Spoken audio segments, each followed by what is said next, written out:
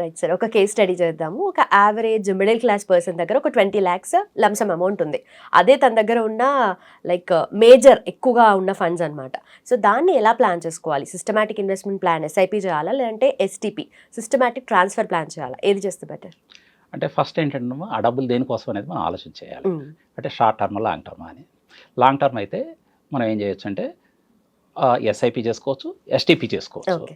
కానీ జనరల్గా ఏం చేస్తారంటే ఎస్ఐపికి ఎస్టీపీకి తేడా ఏంటంటే ఎస్ఐపి అంటే మన బ్యాంక్ అకౌంట్లోంచి రెగ్యులర్గా ఇన్వెస్ట్మెంట్ అకౌంట్లోకి వెళ్తుంటాయి. ఎస్టీపీ అంటే ఏంటంటే మనం ఆల్రెడీ ఒక డెట్ ఫండ్లోనో, వేరే ఫండ్లోనో, హైబ్రిడ్ ఫండ్లోనో, కన్జర్వేటివ్ ఫండ్లో పెడతాం. పెట్టి అందులోంచి ఈక్విటీ ఫండ్లోకి మనం మారుస్తుంటాం. అంటే ఒక ఫండ్లోంచి ఇంకో ఫండ్లోకి మనం మారుస్తుంటాం. దాన్ని ఎస్టీపీ అంటారు. అయితే లాంగ్ టర్మ్ ఇన్వెస్ట్ చేసే వాళ్ళకి ఏంటంటే ఒకేసారి ఇన్వెస్ట్ చేస్తే ఏమవుతుందంటే ఒక్కోసారి మార్కెట్ మనం పెట్టగానే ఒక 20 లక్షలు మనం పెట్టామనుకోండి, అదొక 10%, 20% పెడితే పెయిన్ఫుల్గా అనిపిస్తుంది. అంటే మార్కెట్ పడిపోగానే. ఓకే, అది కాస్ట్ యావరేజింగ్ చేయడానికి కూడా మనకి తర్వాత ఇంకేముండవు అమౌంట్ మన దగ్గర కూడా ఒకసారి లంసం పెట్టేసిన తర్వాత ఉంటే పర్వాలేదు. లేకపోతే ఏం చేస్తామంటే మనం దాన్ని ఒక డెట్ ఫండ్లో పెడతాం.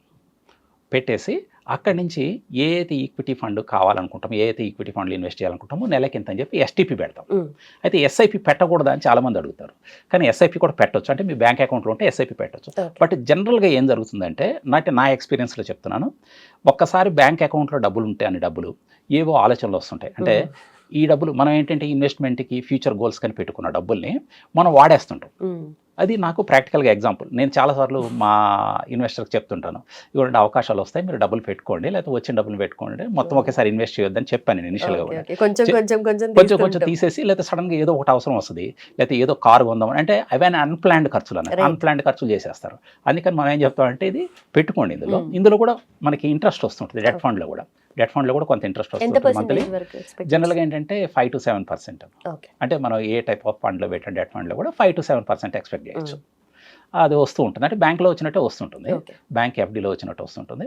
దాన్ని ఏం చేస్తామంటే అందులోంచి కొంత అమౌంట్ తీసి ఒక 1 yearకో, 2 yearsకో, 3 yearsకో ఈ అమౌంట్ మొత్తం అన్ని ట్రాన్స్ఫర్ చేస్తాం ఈక్విటీలోకి. అప్పుడు ఏమవుతుందంటే మార్కెట్ పడినా పెరిగినా కూడా మనకి యావరేజ్ అవుతుంటుంది అన్నట్టు. అందుకని మనకి ఎస్ఐపి కంటే కూడా లంసం ఉంటే దాన్ని డెట్ ఫండ్లో పెట్టి అక్కడి నుంచి ఎస్టీపీ చేయడం అనేది ఒక బెస్ట్ ఆప్షన్. ఎందుకంటే అది దానికి అలొకేట్ అయి ఉంటుంది. ఇంకా మన గోల్స్ చేంజ్ కావన్నట్టు. అంటే ఆ రోజు గోల్ మనకి రీచ్ అయ్యే నాటికి మనం హ్యాపీగా ఉండడానికి అదొక పద్ధతి అన్నట్టు. Okay right sir. And also అంటే ఏది బెస్ట్ చాయిస్? ఇప్పుడు వాళ్ళ దగ్గర ఉన్నవి అవే, ఇంకా అంతకన్నా ఎక్కువ లేవు. అంటే డైలీ ఖర్చులకి వాళ్ళకి సెట్ అయిపోతుంది.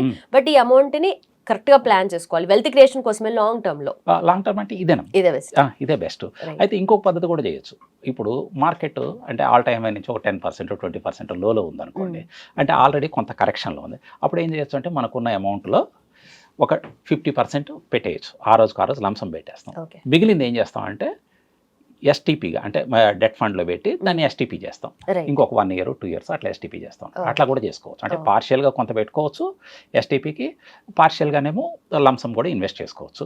కానీ మొత్తం అంతా కూడా 100% లంసం ఒకేసారి ఇన్వెస్ట్ చేయడం అనేది అంత అడ్వైజబుల్ కాదు. అన్లెస్ మనకి బాగా రిస్క్ తీసుకునే కెపాసిటీ ఉండి మార్కెట్ బాగా డౌన్లో ఉంది అని అనుకున్నప్పుడు అట్లా చేయొచ్చు. ఎందుకంటే మార్కెట్ బాటం అనేది ఎవరికి తెలియదు, ఇదే బాటం అని. బట్ ఏంటంటే టాప్ నుంచి ఒక 20%, 30% ఉందనుకోండి, కొంచెం రిస్క్ తీసుకోవడానికి కూడా బాగానే ఉంటుంది. అంటే లంసం ఇన్వెస్ట్ చేసి కూడా. But not always the case. ఎందుకంటే మార్కెట్ పడినప్పుడు ఎవరికి అంత ధైర్యం రాదు. మార్కెట్ పెరిగేటప్పుడు ఉన్న ధైర్యం మార్కెట్ పడేటప్పుడు ఎవరికి ఉండదు. కానీ బట్ యాక్చువల్గా ఇప్పుడు డబ్బులు వస్తాయి, మార్కెట్ పడినప్పుడు పెడితేనే డబ్బులు వస్తాయి. కానీ ఆ ధైర్యం ఎవరికి ఉండదు. ఇంకో పడిపోద్దాం. ఎందుకంటే నెగిటివ్ న్యూస్ కూడా అట్లానే ఫ్లో అవుతూ ఉంటుంది. అలాగే మార్కెట్ పెరిగేటప్పుడు పూర్తిగా పెరిగిన తర్వాత విపరీతమైన పాజిటివ్ న్యూస్ వస్తుంది. బట్ యాక్చువల్గా ఎప్పుడు భయపడాలి మనం? మార్కెట్ పెరిగినప్పుడు భయపడాలి. కానీ మనం ఎప్పుడు భయపడతాం? తగ్గినప్పుడు భయపడతాం పెట్టడానికి కదా. అందుకని ఈ రెండింటినీ కూడా మనం కంట్రోల్ చేయాలంటే, ఎమోషన్స్ కంట్రోల్ చేసుకోవాలనుకుంటే గ్రాడ్యువల్గా ఇన్వెస్ట్ చేసుకోవడం అనేది చాలా ఉత్తమమైన పద్ధతి. ఓకే, అందుకని అడ్వైజర్ అనేది ఉండదు అన్నట్టు చెప్తారు వాళ్ళు, అంటే ఎక్కడ పెట్టుకోవాలి ఏంటి అనేది. అందుకని ఇండివిజువల్గా ఎవరికైనా డౌట్స్ కానీ ఏదైనా ఉంటే వాళ్ళు ఖచ్చితంగా వాళ్ళ అడ్వైజర్ని కానీ, ఫైనాన్షియల్ ప్లానర్తో కానీ వర్క్ చేసుకోవచ్చు. అంటే రీటైల్ ఇన్వెస్టర్గా చాలా భయం ఉంటుంది. అంటే ఆ ఎమోషన్స్ని తట్టుకోవడం చాలా కష్టం. రెండోది ఏంటంటే ఫ్రెండ్స్ సలహాలు అవన్నీ ఇస్తుంటారు అన్నట్టు, తెలిసిన వీళ్ళు.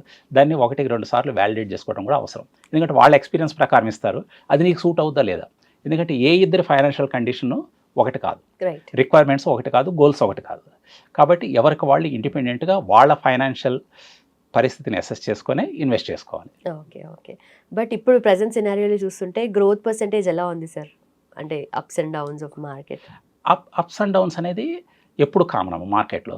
అంటే ఈ 2 సంవత్సరాల నుంచి మార్కెట్ ఎక్కడికి పెరగలేదు. అంటే లాస్ట్ 2014 సెప్టెంబర్ నుంచి ఈ రోజు వరకు కూడా మార్కెట్ అక్కడక్కడే ఒక 10 to 20% మధ్యలో అప్ అండ్ డౌన్స్లా కొట్టుకుంటుంది.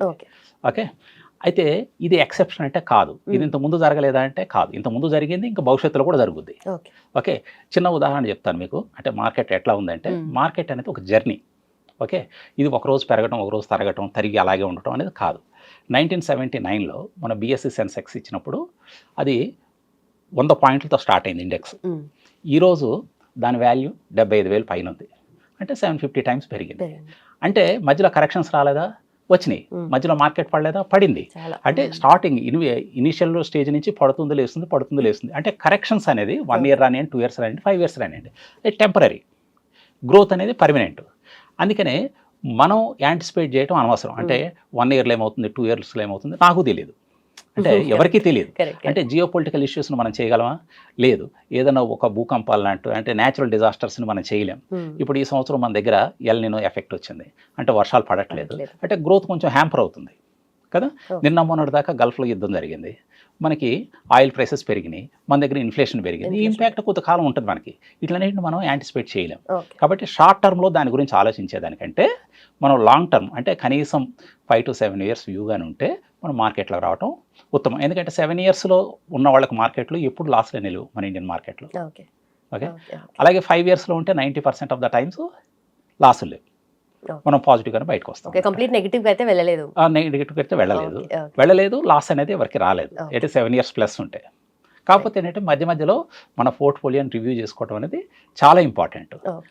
అలా అని చెప్పి రోజు గంటకి చూడటం కాదు. మనం ఏంటంటే రియల్ ఎస్టేట్లో కానీ లేదా బంగారం కానీ కేజీలు కొంటాం. ఓకే. అలాగే ఎకరాల భూములు కొంటాం. అవి ఏం చూసినా మనం చూడం. ఎవరైనా వచ్చి ఆక్యుపై చేస్తున్నా చూడడం, మన ఇంట్లో దొంగలు పడ్డా పెద్దగా అట్లా చూసుకో అన్నట్టు, లేదా లాకర్లో పెట్టుకొని చూసుకుంటాం.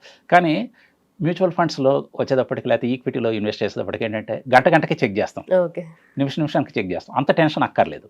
ఎందుకంటే మనం ఇన్వెస్ట్ చేసేదేమో 10%, మనం దీని మీద స్పెండ్ చేసేదేమో 90% టైం. ఓకే. అందుకని రోజు చూసుకోవద్దండి.